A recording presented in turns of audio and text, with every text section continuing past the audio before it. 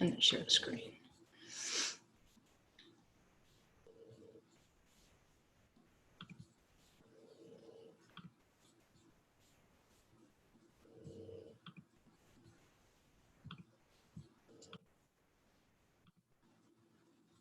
Go. All right, I've done a little bit of tinkering with these slides since last night, so I hope I have them all in the right order, and I hope, you know, anyway, every now and then you have some inspiration at the last second, and you never know if that's going to translate properly onto a slide or not, but we're going to take a stab at it. So our Torah portion is Korach, which means bald, and our ultimate question is, who invited us to the party, to the gathering, to the meeting, and what was their motivation for inviting us? Because we don't want to be manipulated by our passions and our longing, in many cases, for righteousness is what makes us vulnerable to Amalek and people like Korach. So we do want to question and realize we don't have to answer, we don't have to attend everything we're invited to attend. We don't need to answer every invitation. So we're kind of picking apart chapter 16 of Numbers, and I have it just generally separated into the people who were swallowed by the earth and the people who were swallowed by the holy fire. And last night we tried to begin dissecting motivations that they would have had in common, and also motivations that would have been different. And there is something different about Korach, Datan, and Aviram versus the 250, and that's the explanation of why their judgments were different. And of course, I told you the story last night about On, who seemed to have disappeared from the original list of conspirators. And tradition has it that his wife basically tricked him into not committing suicide by going to that meeting. And last night we looked at Korach's name, which it means bald, but Korach is ice or frost. And that's a name that fits him well, because he has all the attributes of Amalek. And that's why we say Amalek is not necessarily a people group. It can appear in a people group, like it did when the Amalekites attacked Israel as they were coming out of Egypt, but Amalek can show up in any of us. And it's a severe deficiency if it does, because there are, when we're misguided, we make lots of mistakes. But Amalek's transgressions are intentional, they're cold, and they're calculating. And so we reviewed the 3 siftings of Satan that apply to Amalek, his 3 tactics in order to cut you down. We looked at the context because of the 250 who were gathered. We looked at the first mention of 250, and we realized it's in the context of the holy anointing oil for the priesthood. So the number that Korach selects is a challenge to that priesthood, to the anointing of the priesthood. The message is the priests are no different from anyone else. We are all priests. We're a nation of priests. And then it's followed by the incense offering in its context in Exodus.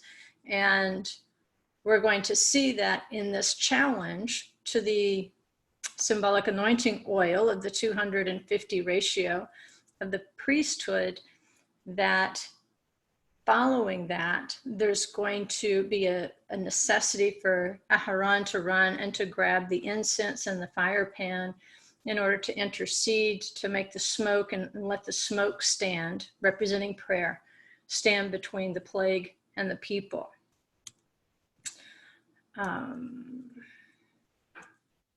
Let's try to find our place. We also dissected offense, because this appears to be the common motivation, whether we're looking at Korach, Datan, and Aviram, or whether we're looking at the 250. It just seems as though Korach, representing Amalek, has recognized an opportunity in the offense. And when you take offense, we looked at the Greek scandalizo, which literally means to entrap, to entice, and to snare. It's literally the bait in a trap. And so anytime we're in a condition of being offended, we are very susceptible to walking into traps. And that's why we need to be careful how much we give away to the world, how much we post publicly, how much we say publicly when we are offended, because there are Amalekites out there who will identify you as being in a state of offense, and then you will be susceptible to their invitations and susceptible to being used for their purposes. And so we also went to the cognate in Hebrew, and it's a Hebrew word, kashal, which means to stumble over.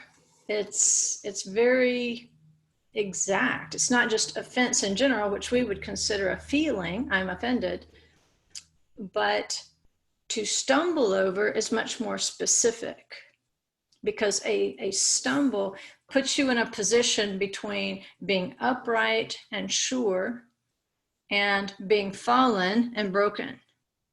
And we looked at it in the context of Isaiah 8. And I think it's important to read the whole chapter, because it's so salient to this time where so many people are caught up in conspiracy theories.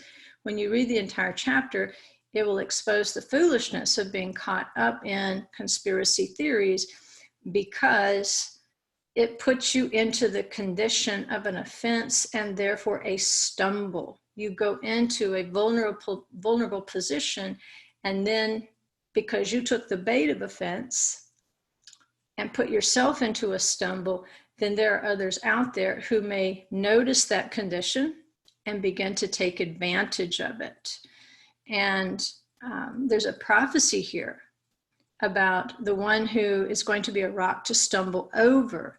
We're going to look at what Paul has to say about Yeshua as being a stone of stumbling, and how that stumbling, that condition of being not firm, not upright, but not exactly fallen either, how that opens up the way to be a snare and a trap, and the possibility opens up that you will completely fall and be broken. And it's not that you can't fall and get up again. You can. It's just, it's more difficult to get up from a fall than to decide not to fall down to begin with. So that's the word. In fact, some of your homework is going to deal with these definitions. I think it's important to know this, because as human beings, we are frequently going to be in a vulnerable state of offense. Somebody will make us angry, they will make us sad, they will make us frustrated, and it might be members of our own family. And this is how, cracks can show up in a family that eventually cause the entire family to fall apart. So there's a multiple application in terms of recognizing in yourself when you're in a state of offense and when you're vulnerable. Because Amalek is going to take control of that if he can. He's going to take that opportunity. He wants to cool you off by slowing your spiritual growth. He has no reverence of Adonai. He truly believes that mankind can control the world, is his for the taking. There is no divine intervention, even when that divine intervention is so evident. I mean, think of all the miracles that the entire world knows about. When the Hebrews came out of Egypt, and Amalek alone among the nations disregards this and does not regard it as divine, because he has no fear of Adonai. He believes that he can control the world.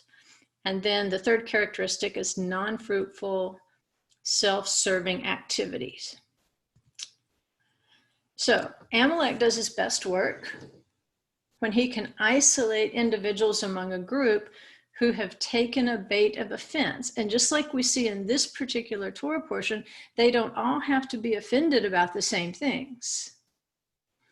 What there is in common in this Torah portion is a displacement of firstborn, or people who believe they have the right to a position, and they have somehow been displaced.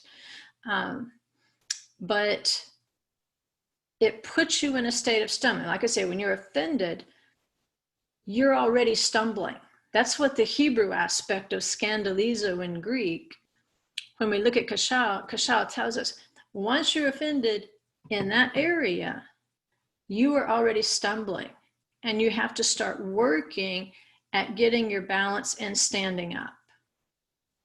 And so the stumble can be followed by a really good recovery. You can do the work, the spiritual work that's necessary to rebalance yourself.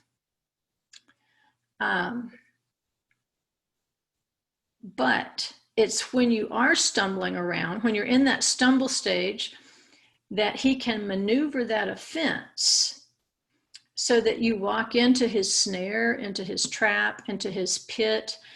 There's different symbols that are used to describe how it happens. But these are going to be things that appeal to the animal soul. And remember, the nefesh is appetite, desire, emotion, and intellect. And so while we're caught up in the passion of the offense, whether it's anger, sadness, frustration, rejection, whatever that emotion is, while we're caught up in the emotion of it, Amalek is very coolly manipulating those competitive instincts. Because remember, offense lives in the gap between what you believe you deserved and what you got. That's where offense is going to live, and if you give it long enough, it will thrive. That's your stumbling. And so Amalek will sit back and he will watch and he will wait, and he will say, okay, what is this person's offense? I can see they're beginning to stumble. Why are they stumbling? Were they left out when they believed they should have been included? Were they not promoted? Was somebody else promoted above them? Did somebody make fun of them? What is it that has put this person into the stumble? And let me see if I can manipulate that passion, whatever that emotion is. Let me see if I can control it and aim it. And so he devises a trap where he is going to sympathize with that stumbling stage that you're in. Instead of helping you to come out of the stumble and get you back on your feet, he's going to make sure that you completely fall into that emotion. If you've been walking around all your life with the feeling of rejection, you're in a trap. And you have to go back to the word and keep reminding yourself that you are not rejected.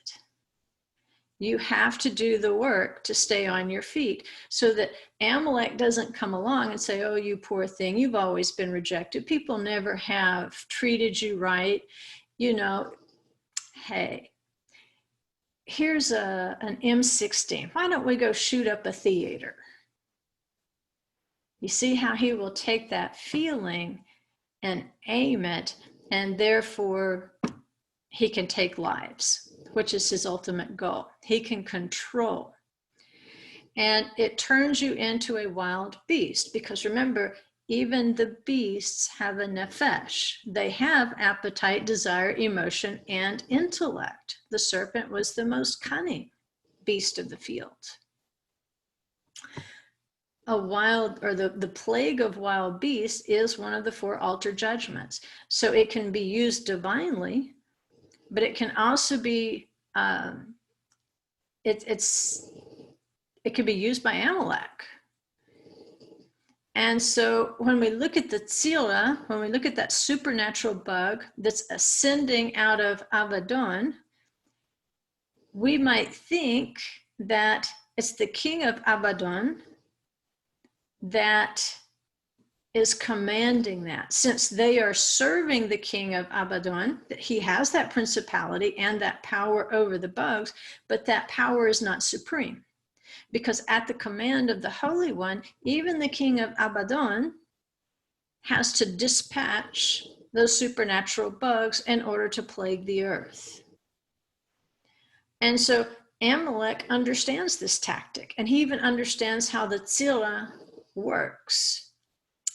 He knows the steps that it takes in order to plague someone at the holy command. But Amalek wants this plague at his command.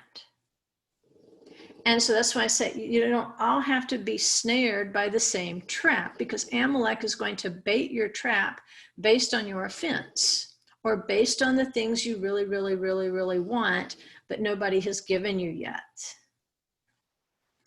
And so this group, when you really unpack their reasons for gathering with Korach, you realize that if they all got what they wanted, it wouldn't really solve anything, because they really do want different things. The 250 really do seem to covet a higher spiritual service. And Korach, Datan, and Abiram really do seem to be manipulating that. And that's what they want ultimately, is power and control, not a servant priesthood. So when a plague of wild beasts occurs, that's when a mob will attack a messenger. They want to attack the message, and so therefore they will attack the messenger. Just like in this Torah portion, they attack Moshe and Aharon, and Moshe even asks them, who is Aaron, that you're attacking him? You're attacking the Holy One.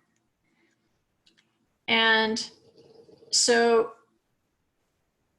if we understand, when we see a mob attack something, when we see a riot, we need to be smart, go back to the scripture and say, what really caused this riot? What's at the root of this? And pretty much, even common sense will tell you this. But Paul explains it to the Corinthians in 1 Corinthians 15:32. And he goes back to human motive, by the way. That's what we're looking at. What are the motives? He says, if from human motives I fought with wild beasts at Ephesus, put yourself at that point in Moshe's sandals. Remember, he's telling Korach, I'm not making these laws up. The Holy One really did create a priesthood from Aharon and his descendants. Even though you only heard 10 commandments, I promise you this is divine. But Korach is attributing to him human motive. He's saying, this didn't come from God. This came from you. We never heard this. We sent you, and this is what you're telling us, he said, but we don't know that he said that. And then they're also accusing him of being greedy, of wanting to get the loot that goes along with the priesthood. And so Paul puts himself like almost speaking with the voice of Moshe at this point. He says, if from human motives I fought with wild beasts at Ephesus, what does it profit me? If the dead are not raised, let us eat, drink, for tomorrow we die. And we know that the incident he's talking about that occurred in Ephesus occurred because he was damaging the local economy. It was built on selling these little silver idols of the goddess Diana. And if you remember your senior English in high school, she was a huntress. She was the moon goddess. She was a huntress. And when we look at a mob or a riot as a plague of wild beasts, and that's what Paul says they were, wild beasts, there's the irony that they were the prey. She's the huntress. The idol was the huntress. And because they have turned into a mob of wild beasts, they have walked right into the huntress's trap.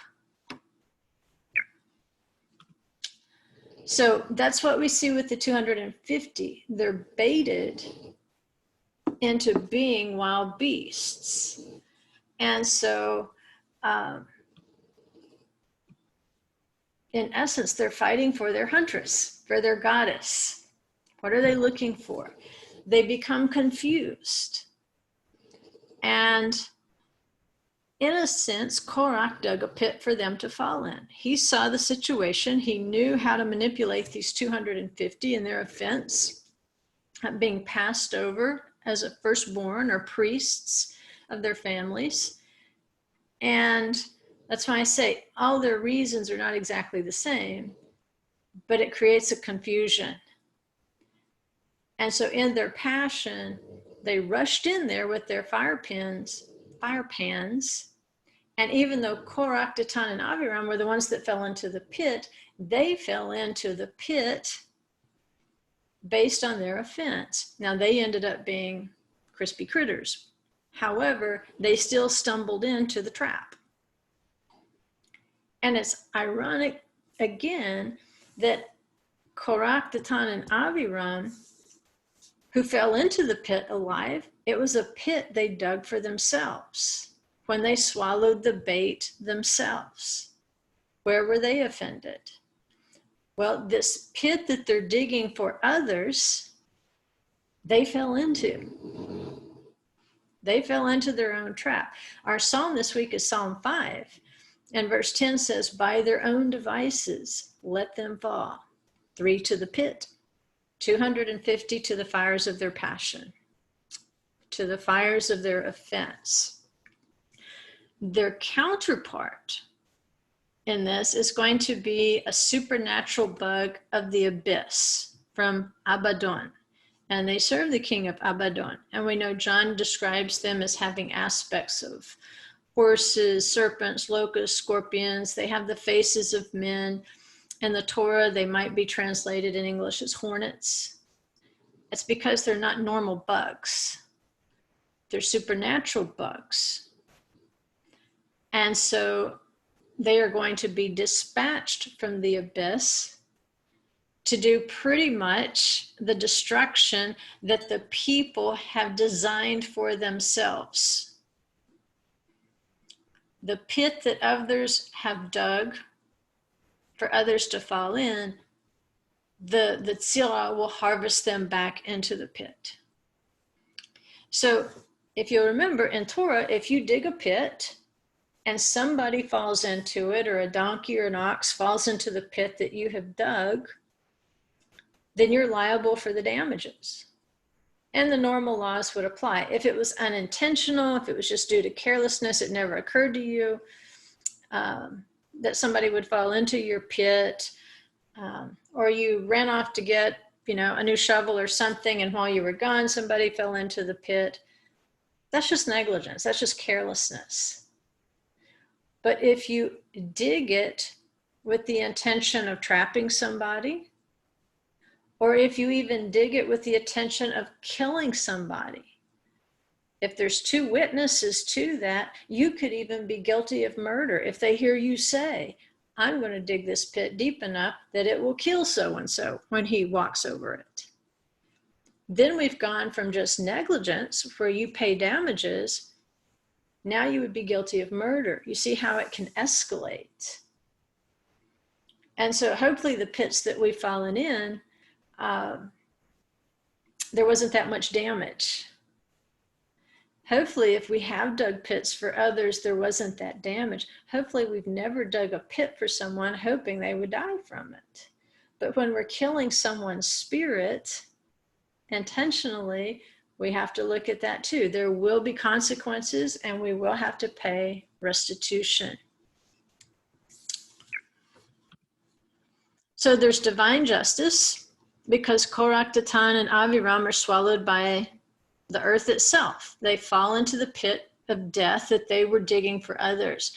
Only On escaped that. Midrash says because of his wife. And it also says, well, how is it, because Korach was with the 250 who took their fire pans, how did he fall into the pit? They say he got both judgments, that he caught fire, and rather than being completely consumed by the fire, he started rolling like a ball of fire down into the abyss. And it says that they went into the 7th level. They went into the deepest level, the lowest part. But there does seem to be a difference because of the 2 punishments. With Korach, Datan, and Aviram, their crimes were cold and calculated. They were the ones who dug the pit, and the 250 were the ones who fell into it. They simply manipulated their offense and turned the stumble into a fall. And the sages point out that even though, yes, they are guilty of rebellion, they acted in that stumbling because it was a purposeful digging of the pit by Korach, who was cunning like the serpent. He knew what they were seeking. He knew that they wanted the position of justice for the firstborn. And he used that and manipulated for himself. So let's go back to Paul's example of wild beasts so that we can recognize it when we see it happening, and then all you'll have to do is turn on the television or pull up a news article. Acts 19:25 says, these he gathered together with the workmen of similar trades and said, men, you know that our prosperity depends upon this business of selling the silver idols. You see and hear that not only in Ephesus, but in almost all of Asia, this Paul has persuaded and turned away a considerable number of people, saying that gods made with hands are no gods at all. Not only is there danger that this trade of ours fall into disrepute, but also that the temple of the great goddess Artemis, or Diana, be regarded as worthless, and that she whom all of Asia and the world worship will even be dethroned from her magnificence. When they heard this and were filled with rage, they began crying out, saying, great is Artemis of the Ephesians. The city was filled with confusion, and they rushed with one accord into the theater, dragging along Gaius and Aristarchus, Paul's traveling companions from Macedonia. When Paul wanted to go into the assembly, the disciples would not let him. Also, some of the Asiarchs, who were friends of his, sent to him and repeatedly urged him not to venture into the theater. So then some were shouting one thing and some another, for the assembly was in confusion, and the majority did not know for what reason they had come together. This is the plague Paul identified later to the Corinthians as a plague of wild beasts. And so this is giving us, in a very good, real-life, action-filled example, what happens when there is a meeting or a mob of wild beasts. And so look at the 2 motivations here. And remember, scandalizo is the bait that draws the prey to the hook. So Amalek or Korach's motivation is going to be icy. Hebrew is korachi, icy. You hear what this one group of people, you hear their motivation. They actually state that right up front. They say, men, you know that our prosperity depends upon this business. That's exactly what Korach was after, and I'm going to show you some of that.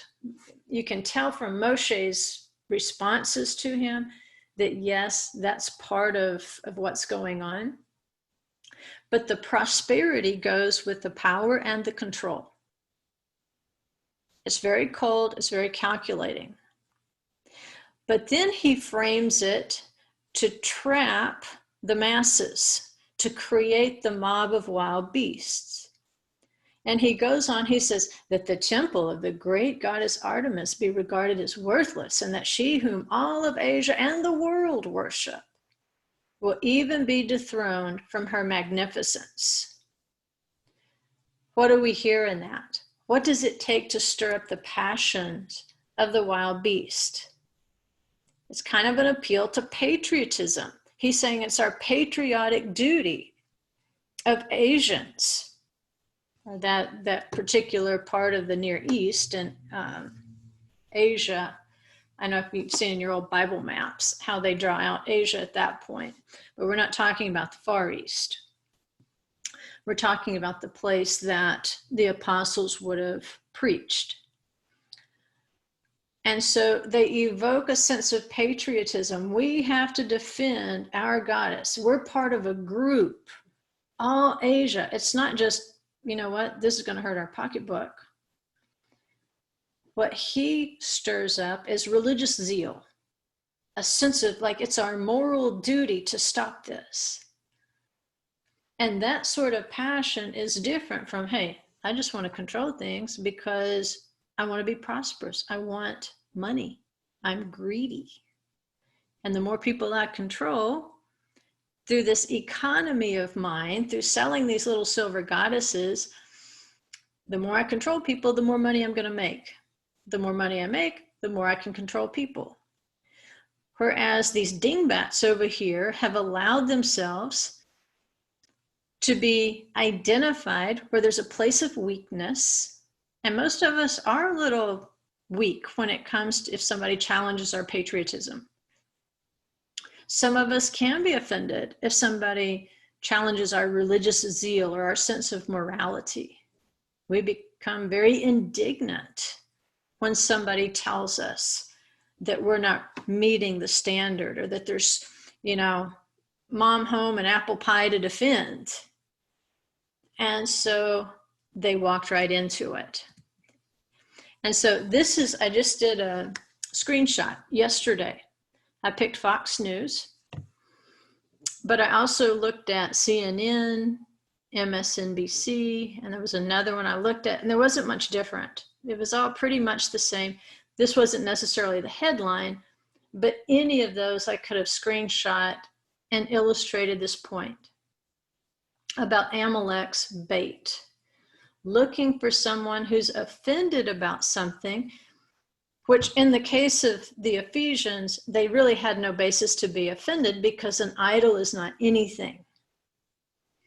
But it's ironic to me that these are images that just happened to pop up yesterday. It's just amazing how the life coincides with our Torah portions. And so I'm not making any value judgments as to who's right, who's wrong. I'm leaving it up to you to sort through what you're seeing. We have fallen, I don't want to say idols, we have fallen images, graven images here. We have some people who are indignant about the images. We have some people who are indignant about destroying the images. And apparently in the confusion of the mob, I didn't click on the article, but I'm just guessing based on this headline, that there were people's statues who were torn down who really didn't have anything to do with the cause that the mob was defending.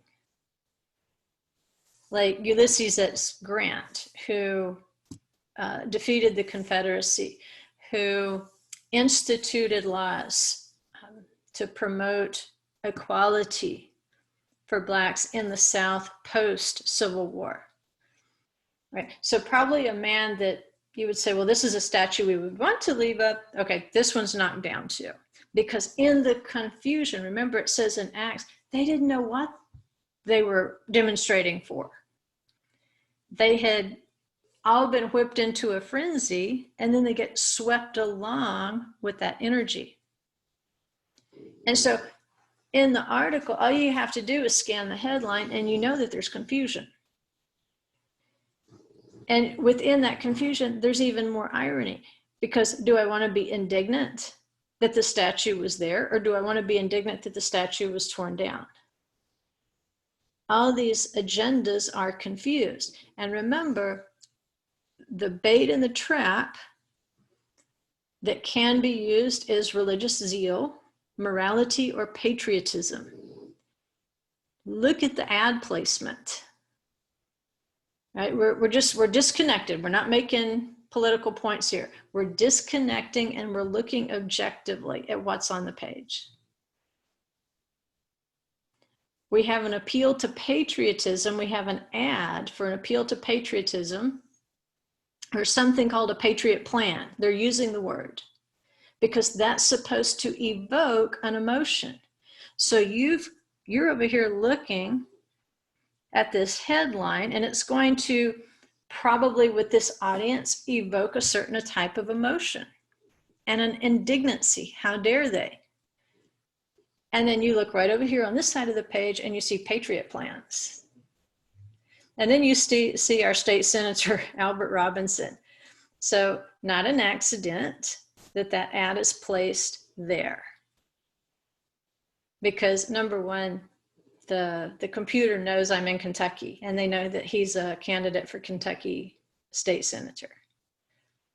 But where does he want that ad placed?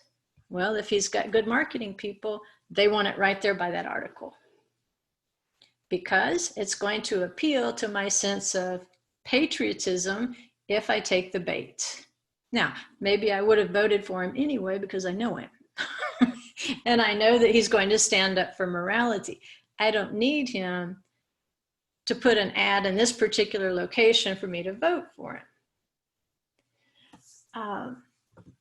At any rate, I wanted you to see how this bait works in media and how often we're exposed to it day after day after day. Not just through an article, but even the very clever placement of ads to encourage you and push you along toward that pit of offense, and to make sure that you're not able to read all articles objectively, to stand back dispassionately and analyze it for what it is, and realize that anything that's man-made is going to have a certain slant to it. And this is what Korach is accusing Moshe of. He's saying, you made this stuff up. This isn't God's stuff. This is you stuff. He was trying to get into Moshe's vulnerable place, the place where he could be offended. So showing you again these three siftings of Satan that Amalek uses, that Korach is going to learn those lessons of Amalek and begin to incorporate them. Remember, Amalek wants to cool your spiritual growth. It comes from when Amalek happens upon you, it's Korach in the context. He happened upon you. Kar is going to be that two-letter root, and you hear it in Korach, Kerach for ice, and so forth. What did Korach do? He chose the coolest men. He chose Datan and Aviram, who were also in a state of stumble. They're offended by their displacement as priests or firstborn. Second, remember, Amalek has no reverence of Adonai. In his worldview, things just happen without divine intervention, and the world is just there for your taking if you're smart enough to control it. Right? Korach promoted the idea that although Israel had heard the 10 words, the moral laws, Moshe was just making up this other stuff. He just made up these details of the priesthood because he says, Moshe's contradicting himself. He says we're a nation of priests. He says we're all holy. And now he says we aren't. Now he says it's just Aaron and his sons, his descendants, who are going to be holy. He's just making this stuff up. He can't even get his story straight. Third, we know Amalek's character is revealed when we find his true motive, that whatever he's doing, his activities are self-serving.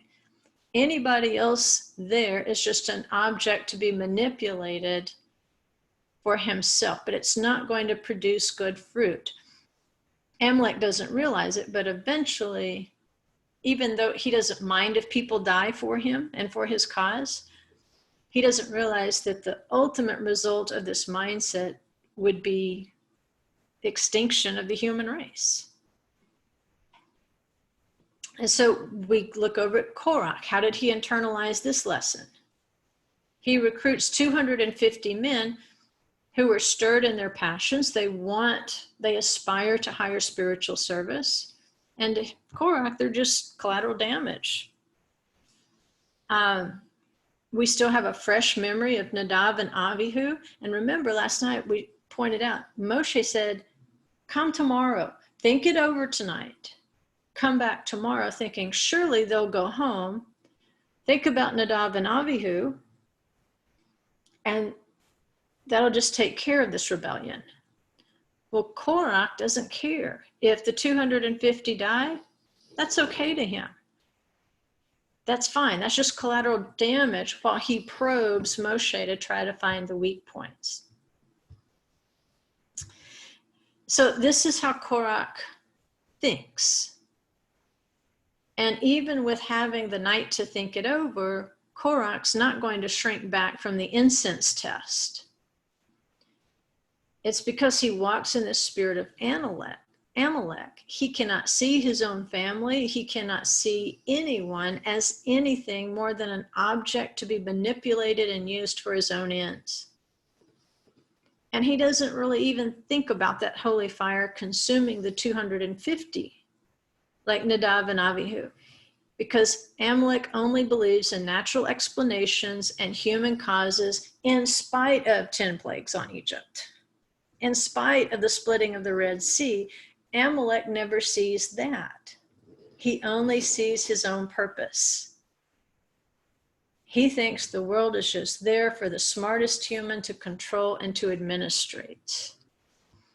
And so a sign or a wonder or miracle is not going to penetrate to a person like Korach, because he is Korach. He's icy. He's cold spiritually. So this is the question we want to ask ourselves. Anytime we're honored with an invitation, anytime we're invited into an argument, anytime we're invited into a cause, we need to ask ourselves, why am I being invited? Who invited me? Is it really an invitation, or is it just bait? Somebody has identified my patriotism.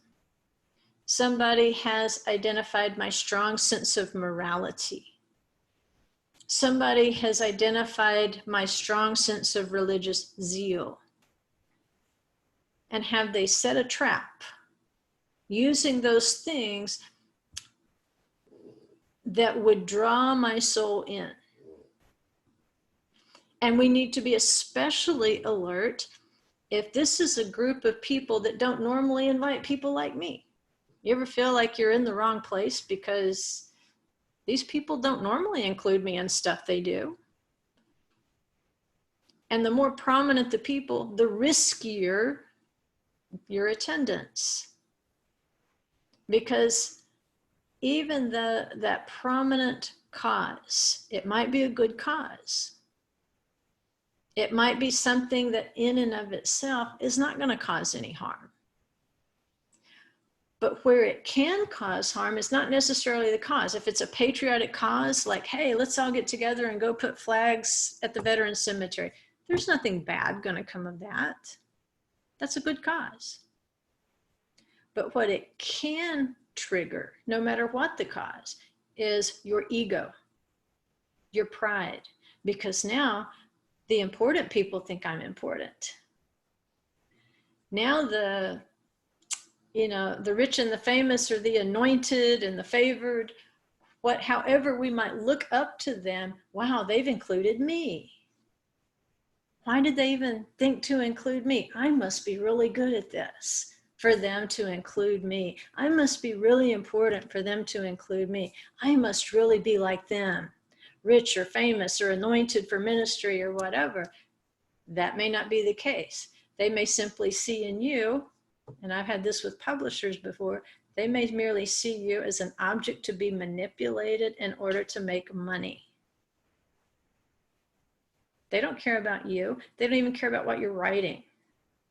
All they care about is a dollar sign. And so always be suspicious of that invitation from the last person you ever expected to receive an invitation from. Sometimes it's not that obvious. We have to be careful if in our good intentions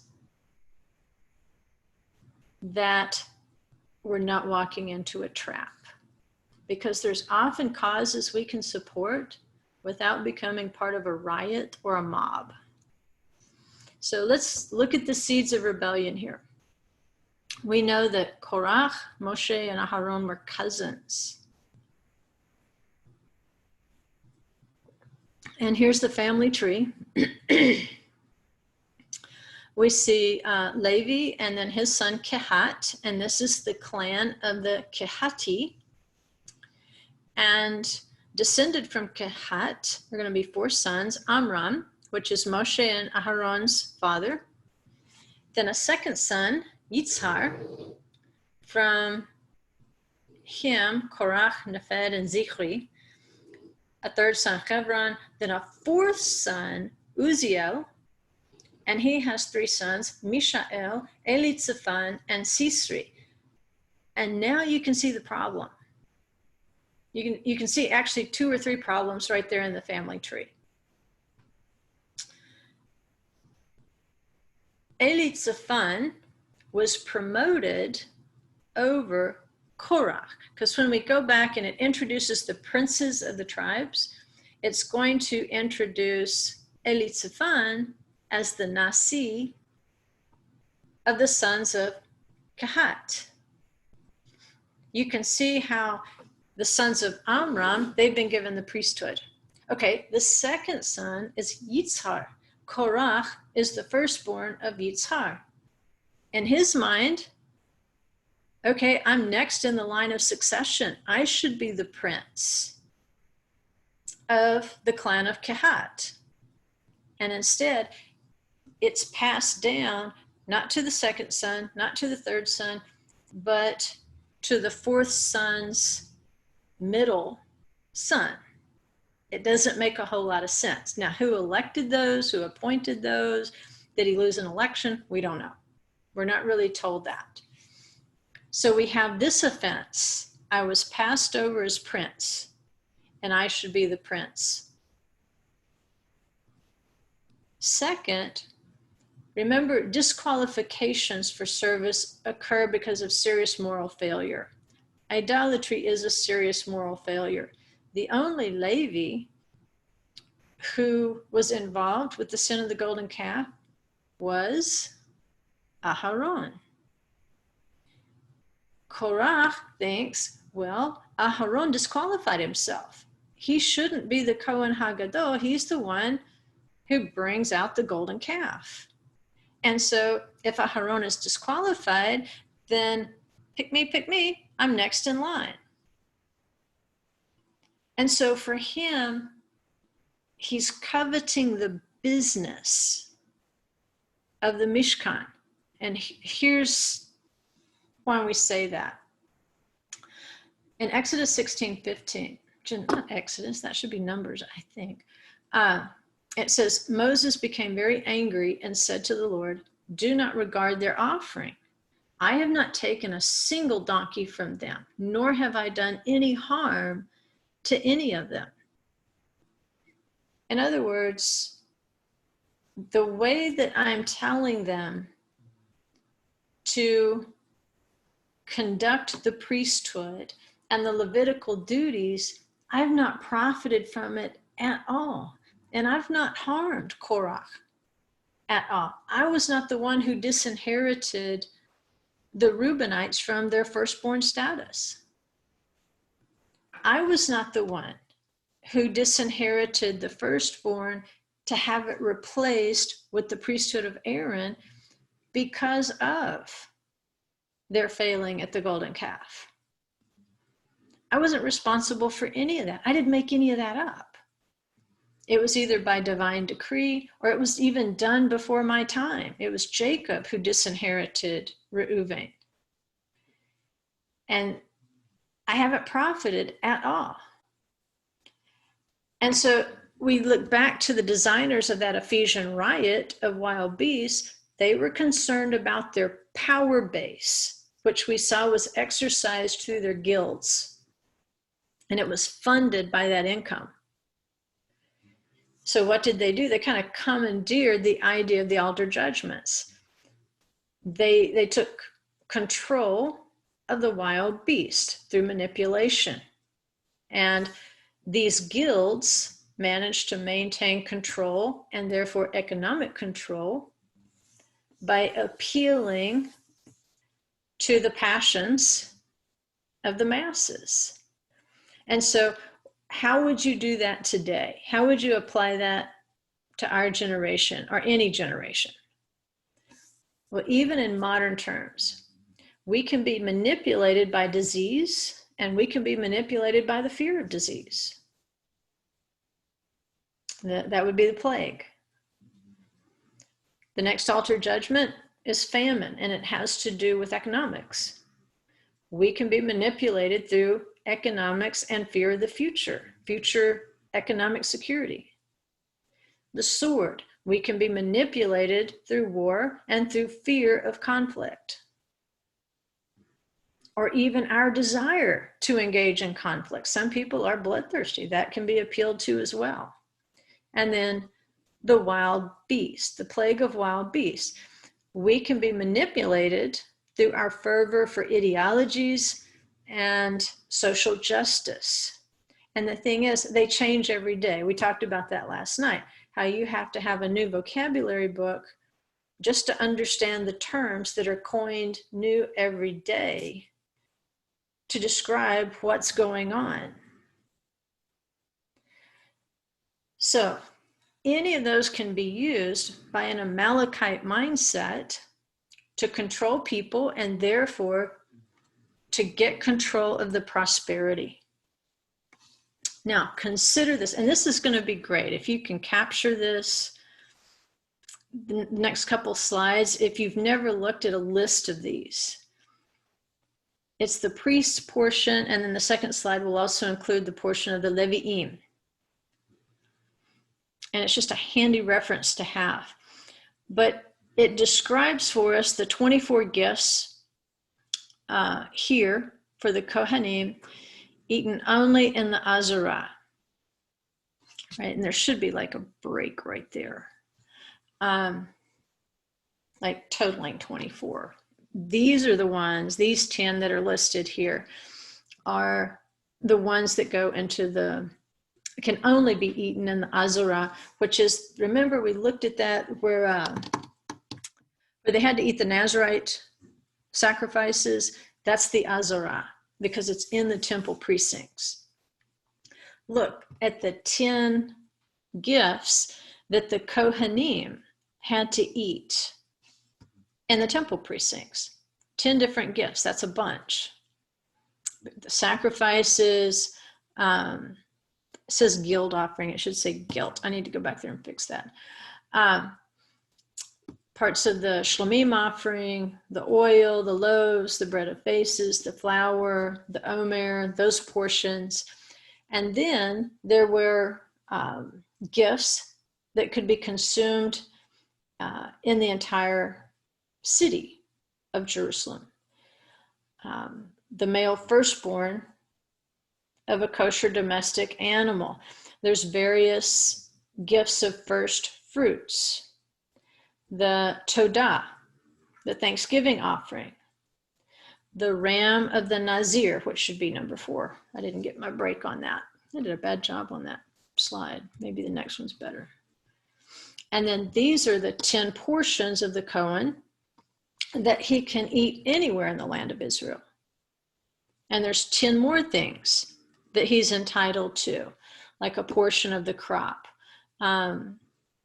The tithe from the Levi, who tithes from the tithes that are given to him. The portion of the dough, the first wool, not wood, wool of shearing. Shoulder, jaws, and stomach of every animal that is slaughtered, even if it's not a sacrifice. Money for the redemption of the firstborn. The redemption of the firstborn of a donkey. A consecrated field that's not redeemed. another type of field called cherem, which is going to be dedicated to the Kohanim. If property were stolen from a ger, he dies, he has no heir, then it's given to the priest. So there's 10 more gifts that the Kohanim can receive. And then we look over on the side of the Leviim, which is where Korach is, and what they get is a tithe or a tenth of produce. And then from that, they have to separate their own tithe to give to the Kohen. So if you were Korach, the Levi, and you look back, look at all the loot that the priests get. I mean, they get these 24 gifts, and all I get is a tithe. All I get is a tenth. So you can see why he would have coveted the priesthood. And it's also really easy to see why Moshe and Aaron would have been so disturbed. They see priesthood as life service. Giving up what you want. Maybe somebody doesn't want to grow up and be a priest. You know, maybe they want to grow up and be a, I don't know, tool and die maker. I don't know what their career aspirations were. Maybe they just didn't aspire to such a life of holiness and dedication, but they gave up much of their personal preference in order to serve others. Korach, Datan, and Aviram are seeing it as power, prestige, wealth, and a way to control other people. And here's what Korach recognizes. Remember, he's icy. He might stir up the passion, but he is not stirred by it. He understands how people work. Whether we recognize it or not, human beings are tribal. We have that tribal inclination. And we found that out when we were quarantined for an extended period. You know, we have times when we just want to get away from people, but then after you're away for a while, okay, I'm glad to see the mailman. You know, there's another human being out here. When people go into a state of chaos, when they go into the wild beast mentality, when they go into the riots and the mobs and so forth, and they say they want anarchy, remember, the spirit of Amalek does not consider its end. That the ultimate end is wiping out human beings. Because in a perpetual state of anarchy, people will just kill each other off. We're tribal. We recognize that. We don't always recognize that until it's too late. But once the anarchy gets old, once we're tired of the chaos, then people have been primed, baited, controlled, manipulated to where they will now accept this new leadership and this new organization. They're also willing to accept the manipulation. And even though they will claim to rule on behalf of the tribes and to rule for all the people, really it's just the elite who are going to rule, who are going to prosper. And if we go back and look at the history of revolutions, this is exactly the pattern. But they will sell the revolution, they will bait the revolution with similar things as Korach. We're all priests, we're all holy. So we can see here it's a power play. If we look at Numbers 16:13 and even go back to 16:3, you'll see the same Hebrew word, sitar, tistarer, in this context. They say it's not enough that you brought us up out of a land flowing with milk and honey to have us die in the wilderness, but you would also lord it over us. See, that's what they're offended at. They don't want Moses and Aaron in authority over them. They want the power.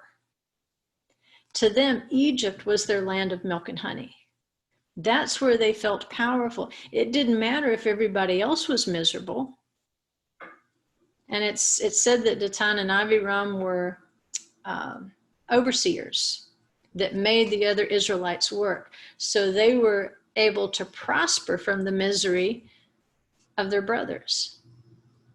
But you hear in that this false nostalgia because they feel like they've been demoted. And that's the way life is. Sometimes in order to be promoted, in one sense, we have to deal with being demoted in another sense. But they couldn't stand that. And in their own confusion, they made Abaddon into paradise. They reversed it. So here's the test. I don't know if you've ever heard of this before. So I said, pay attention to the tzitzit in last week's Torah portion.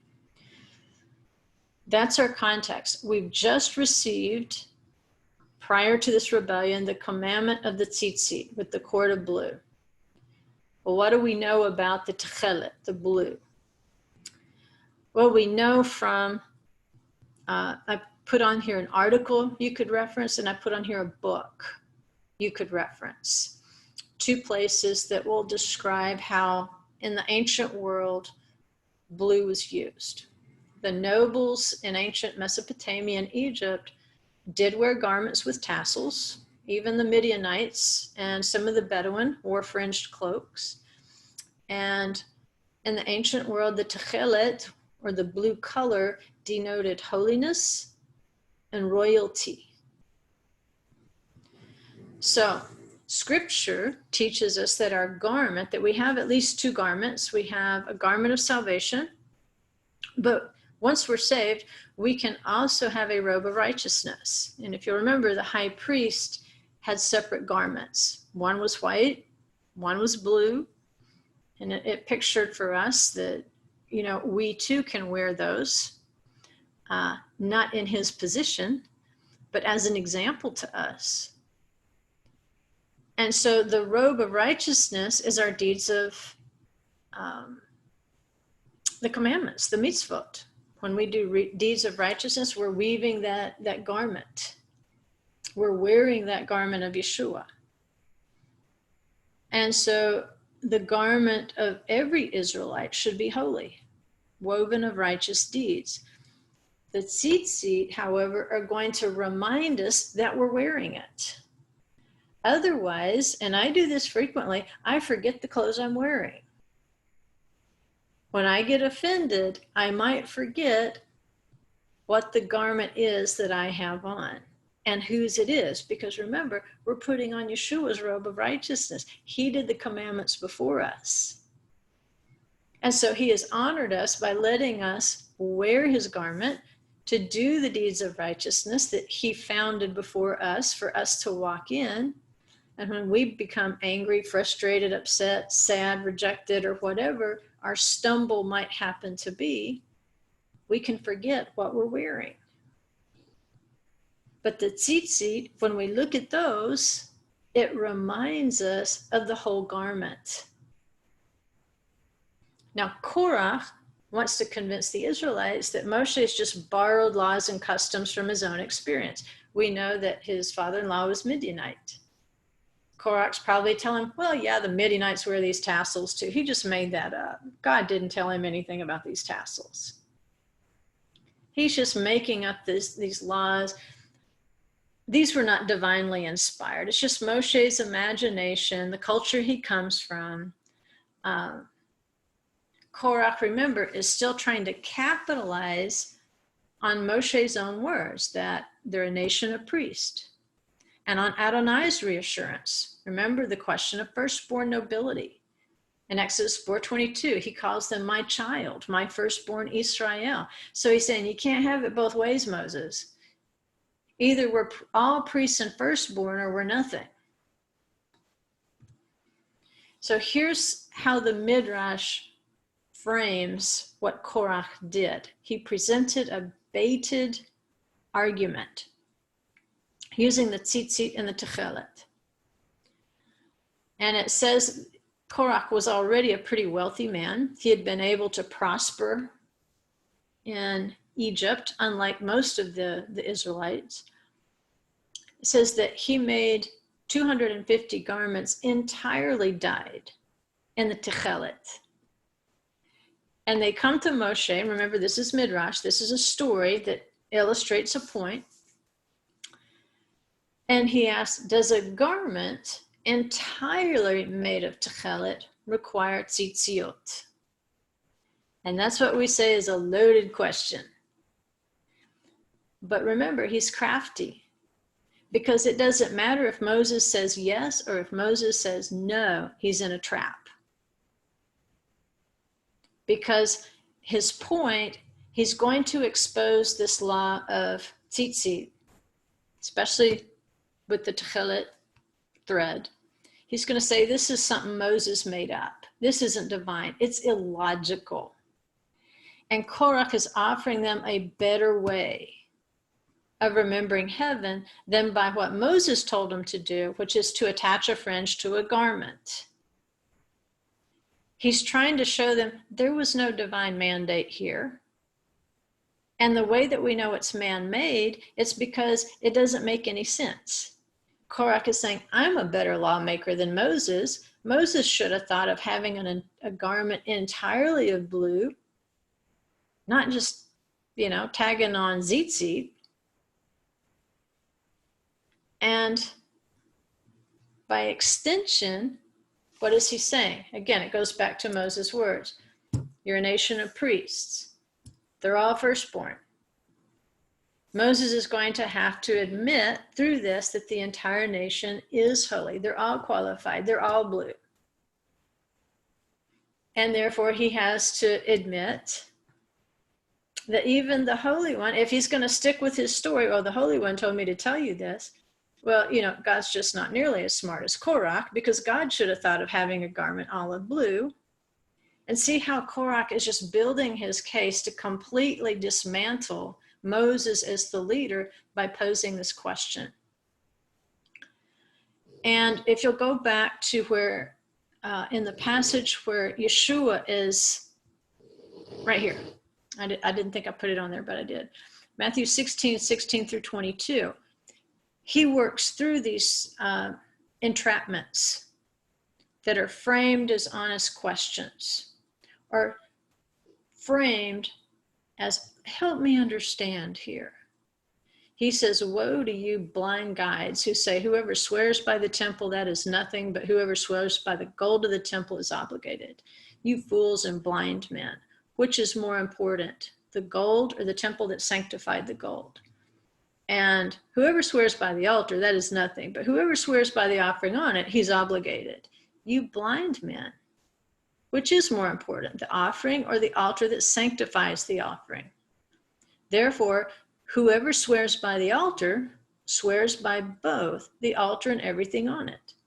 And whoever swears by the temple swears both by the temple and by him who dwells in it. And whoever swears by heaven swears by both the throne of God and by him who sits on it. In other words, Yeshua is saying these two things are inseparable, and quit trying to artificially dismantle these things that were meant to be viewed together. And so this is what Korach is doing. He's trying to dismantle the garment from the tzitziot. And so Yeshua is saying it's not the color of the garment, but it's the fact that the garment and the tzitziot need to work together to accomplish the Father's goal of obedience in your life. Part of overcoming Amalek thinking is nevertheless obeying when the Father's commandments tell us to do something and we think we know a better way to do it, or we could improve upon it, or we could even discard it because it's just not necessary. You know what? I'm already good at this. I don't need this commandment. Or it's written on my heart. I don't really need to do it. And that was a comment that I thought was pretty profound. Rabbi Sachs said, it is precisely by doing things God's way that we achieve personal transformation. And that's what Yeshua is saying. You need both of these together. Quit trying to set up arguments to advance yourself, to show how smart you are and what a great religious debater you are. And ultimately, it's just positioning to get more control, to get more power, to get more stuff, to get more loot. And so that said, I just remind you that Yeshua didn't attend every argument he was invited to. I know I just ended a sentence with a preposition. It's okay for us. If we sense that people have set up argument traps, or they are issuing us an argument invitation, and we know the potential is there for a trap, a snare, a pit, we don't have to attend. Whether it's a literal gathering, whether it's somebody calling us on the phone, whether it's an argument on Facebook or whatever social media site there is, whether it's getting into a discussion at work with people, getting into a discussion with our families, we do not have to accept every invitation. And the bait for that is that you think you have the right answer. You think you know exactly what to say. You think right is on your side, and you charge in there patriotically, morally indignant. And it was a trap, because traps are set by Korach, and Korach doesn't even acknowledge that there is a creator that is at the controls of the world. He believes the world is his for the taking, and you're just an object. You need to pick your battles, and you need to sniff out the traps, the snares, and the pits. Good time to have a bomb-sniffing dog at your side, because especially in the Hebrew roots movement, there is a long list of argument pits that have been dug long ago, sometimes 2,000 years ago or more. Like the calendar argument, that argument is so doggone old, and we just keep uncovering it for people to fall in. But we're going to present it, because see, if we've already made up our mind what the answer is, and we're inviting people into the pit, so what? So I can persuade you over to my side, so I can control you, so I can feel better because more people believe my way than your way. Don't attend every argument to which you are invited. It's not necessary. Pick the ones you want to go to. And don't let this sense of being right and having to speak the truth be the bait that draws you in there. You make sure that's where the Holy Spirit wants you to go. Remember how many times it said that they kept telling Paul, do not go into that theater. That is not a place where you want to walk into right now. You don't have to attend. And so Dathan and Abiram told Moses, we will not go up.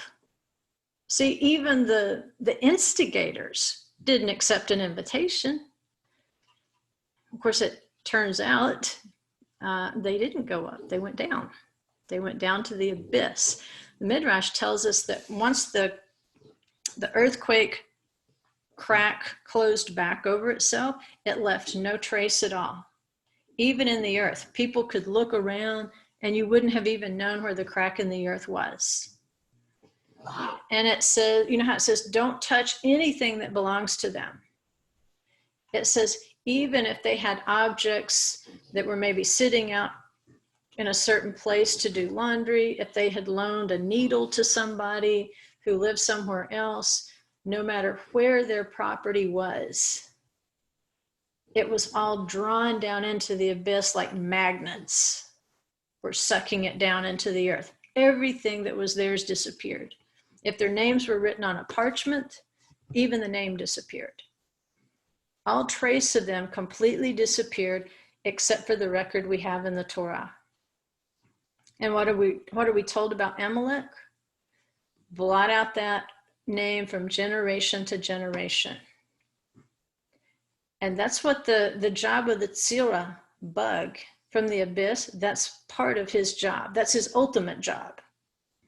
First, he confuses. He begins with confusion. What did it say in Acts? The people were so confused they didn't even know why they were running around, causing destruction. So first he confuses, then he torments, and then he cuts off the fruit and the root.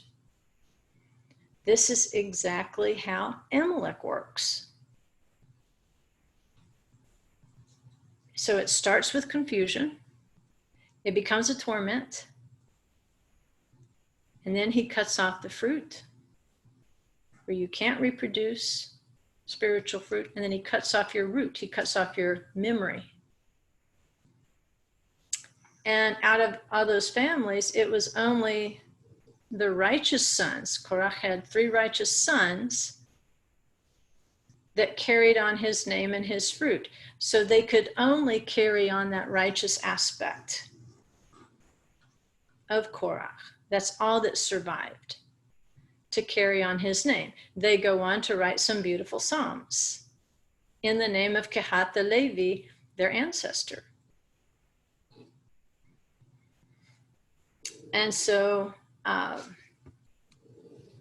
we know Satan means adversary. And you can also understand Satan or Satan to be the thing that accuses us. It's part of the evil inclination. And when we sin, those sins are there to accuse us. Now, for a disciple of Yeshua, we know we have an advocate in the heavenly court, but we also have an accuser. We have an accuser of the brethren. The good news for us is, even though we probably generate sins that can accuse us every single day in the heavenly court, Yeshua is right there at the right hand of the Father, and he never abandons his clients while we await the final redemption. If you've ever had to retain a lawyer for something, you know how frustrating it can be in the communication, like you're wondering, are they really working? You know, because you're fearing the worst. Is my lawyer really working for me? You know, is he making those phone calls? But with Yeshua, we can be confident that he's the best lawyer in the world. He'll never abandon us. We never have to worry about whether he's making the phone calls. We never have to worry about whether he's motivated. He is. He's like Aharon. He's concerned about us, and he's never going to stop advocating for us. And so in Revelation, when the dragon is thrown down, we know he's particularly angry with the woman who gave birth to the male child, or Israel. And they're identified as those who have the testimony of Yeshua and the mitzvot, the commandments of Elohim. Because of that testimony, the dragon has lost his place of accusation. In other words, this Israel has put on righteous garments, and it looks like they've quit having disputes about whether, is it the garment that makes me holy or is it the tzitzit? They've quit stupid arguments. And instead, they're making meaningful progress. They're not trampling all over his robes of salvation. They're not soiling his garments of righteousness. They're walking faithfully. When they need to, they repent. But those are the people he wants to eradicate. These are people, I believe, who live by more than 10 moral laws. They're living by and producing fruit in the entire word, from Genesis to Revelation. They're not going to settle for the flavor of the day called social justice. That's what Amalek wants to sell, is social justice. That's what Korach wants to sell, is social justice. But those principles are self-serving, and they will make you grow cold toward the Torah, because they will make you believe that the Torah is insufficient, or that it's all made up, or that it's optional, or that somebody has only used the Torah to increase their position at your expense. But the truly good and moral rules are the ones that man makes up for himself. Revelation 12:13 says, when the dragon saw that he was thrown down to the earth, he persecuted the woman who gave birth to the male child. And the woman, of course, is Israel. But the 2 wings of the great eagle were given to the woman so that she could fly into the wilderness to her place, where she was nourished for a time and times and half a time from the presence of the serpent. And the serpent poured water like a river out of his mouth after the woman so that he might cause her to be swept away with the flood. But the earth helped the woman, and the earth opened its mouth and drank up the river which the dragon poured out of his mouth. So the dragon was enraged with the woman and went off to make war with the rest of her children, who keep the commandments of God and hold to the testimony of Yeshua. Now, what is this flood that the serpent is trying to use to sweep away the woman? It's human wickedness.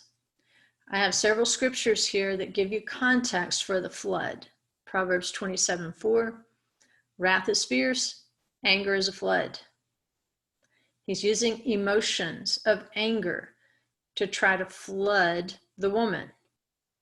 Psalm 69, 1-4, save me, O God, for the waters have threatened my life. I have sunk in deep mire, and there is no foothold. I have come into deep waters, and a flood overflows me. I'm weary with crying. My throat is parched. My eyes fail while I wait for my God. Those who hate me without a cause are more than the hairs of my head. There's the hair. Makes you think of Korach. Those who would destroy me are powerful, being wrongfully my enemies. So who is the flood? The destroyer, your enemy.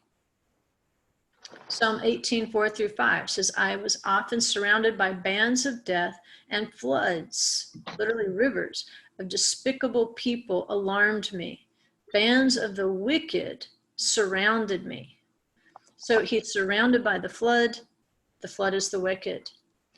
What we have in Revelation is a prophecy that even though this flood of wickedness tries to consume Israel and silence her, that the earth will actually swallow up that flood of people. So we have the proto-prophecy of Korach, Datan, and Abiram disappearing with their families alive down into the pit. And it's saying, this will come again. This will happen again. The angry, wicked death trappers are going to fall into their own pit. They're going to fall into the abyss, into Abaddon. So we'll try to draw this down here. What time is it? Oh yeah, definitely draw it down. The Midrash says to this Torah portion, the object is not responsible for a person's death, but rather his sins are. What follows this punishment of Korach and the rebels is another round of grumbling by the Israelites. They don't get that lesson. They simply focus on the fact that there was death and Moses caused it. They start blaming Moses and Aaron again. So you can see two different mindsets, how they can look at an object and we can interpret it two different ways. On the one side, we can say the Ketoret, the incense, brought death to the 250 rebels. But on the other hand, the Ketoret ended the plague on the grumblers after Korach's rebellion. On the one hand, we can say the ark killed the Philistines and it killed Uzzah when he touched it. But on the other hand, 2 Samuel 6:11 tells us that while the ark rested in the house of Obed, it bestowed blessings and greatness. We can say that Moses' staff brought forth 10 plagues in Egypt. We can also say Moshe's staff brought forth water from the rock. That's a lesson. How do we keep ourselves from stumbling into an offense? It's how you frame it. We can look at the same event, object, and we can interpret as death, or we can interpret it as life. If we continue practicing interpreting difficult things as life, then the reward of that is life. If we continue construing those things as plagues, as death, and so forth, then we will continue in that prolonged stumble. We will continue in that offense, and then we'll be even more susceptible to the next tribulation. It might be the one that brings us all the way down from the stumble. But they say that this portion of the Torah explains how the ketoret, or the incense, represents the prayers of righteous people, which can even stop a plague. And they say it's by divine order that the death angel cannot pass through that smoke. It was the incense, it was the smoke of the incense. Remember the 250. It proves those different motivations of Aharon and Korach. Korach was willing to sacrifice the 250 men to pursue his dreams of priesthood or kingship. But Aaron risked his own life by removing the incense pan from the holy place, taking it into the camp, knowing it could kill him like it killed two of his sons. And so, considering that right now we can look around and say, yes, we are suffering from the plague. We're suffering from famines, especially in the Middle East and East Africa right now. We're suffering from the sword. We're suffering from mobs of wild beasts all across the world. It's really not a bad idea for us to pray and to go back and reread those passages concerning the holy incense to try to counteract the situation. In other words, surround your homes with smoke. Surround your homes with prayer. Stand between the plague and the people you want to protect, because you may not always be able to do that. These three passages from Revelation, Revelation 5:8, Revelation 8:3, Revelation 8:4 through 5. And your homework some of your homework will be on these three passages. It talks about the incense. It says, when he had taken the book, the 4 living creatures and the 24 elders fell down before the Lamb, each one holding a harp and golden bowls full of incense, which are the prayers of the saints.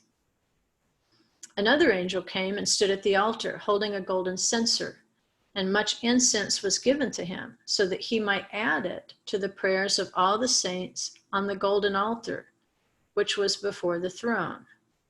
And the smoke of the incense, with the prayers of the saints, went up before God out of the angel's hand.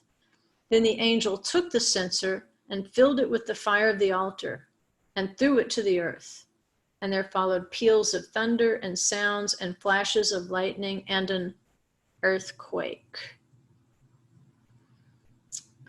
So many of the symbols that are in our Torah portion, we see again in the book of Revelation. And so we want to continue to offer up the prayers so that it can be added into that golden censer, so that it can ascend before the throne. Those prayers go up like the smoke of the incense. But it looks as though a time will come, whenever that is in Revelation 8, where the smoke is no longer able to stand between the judgment and the homes of Korach, Datan, Aviram, and Amalek. So here's your homework. Don't pay any attention to that reference on number 1. That was for mine to go back and look something up, but I left it on there.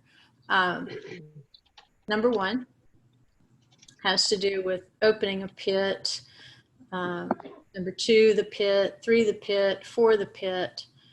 4, letting you work through the smoke and the incense. 5, dealing with what offense is. And 6, I think, is especially important because Romans 11 has been used so many times as a weapon against Jews. So I've given you, I think, there 4 really good questions to help you reread Romans 11 in the context of what you know now about scandalizo and kasha. And then 7, putting yourself into the narrative and saying, how did I learn this lesson? And it's good to have that testimony to others where you thought you were being honored with an invitation, and as it turned out, you were being trapped with it.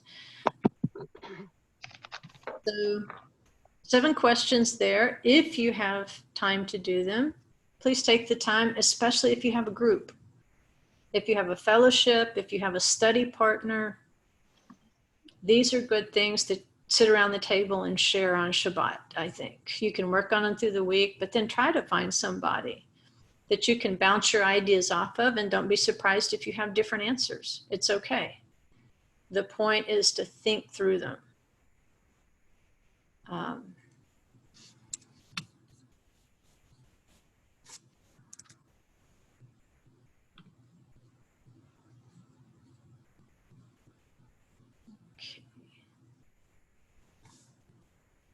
Oh, and by the way, before I cut the recording off, 2 items. Not this weekend, but the following weekend I'll be at Revive. And I believe I'll be speaking Shabbat morning. I'm not sure exactly what time. Even though most of you have been through that year of study we did in workbook 2, or you have workbook 2 that has the information about the tzira, the supernatural bug, I'm going to do a presentation just on the bug at Revive. So I don't know if they're live streaming or not. I'll ask Alan if there's a way that he can capture it. So if so, and you'd like to go over it again, try tuning into that, because we'd have to be doing that instead of a live stream on that Shabbat. That's item number 1. Item number 2, you guys, this Tuesday class, you know, Coral Rutar passed away recently, one of our students, and we miss her. And I found out that her heart's desire was to go to Tamar in Israel and visit the land and serve there. And so I have made a donation in her name to Tamar. And there might be some other things we can do in her memory, but I thought that would be a start, you know, because I know we'll see her there. We're the ones lagging behind right now, but we'll see her there. And so I have done that.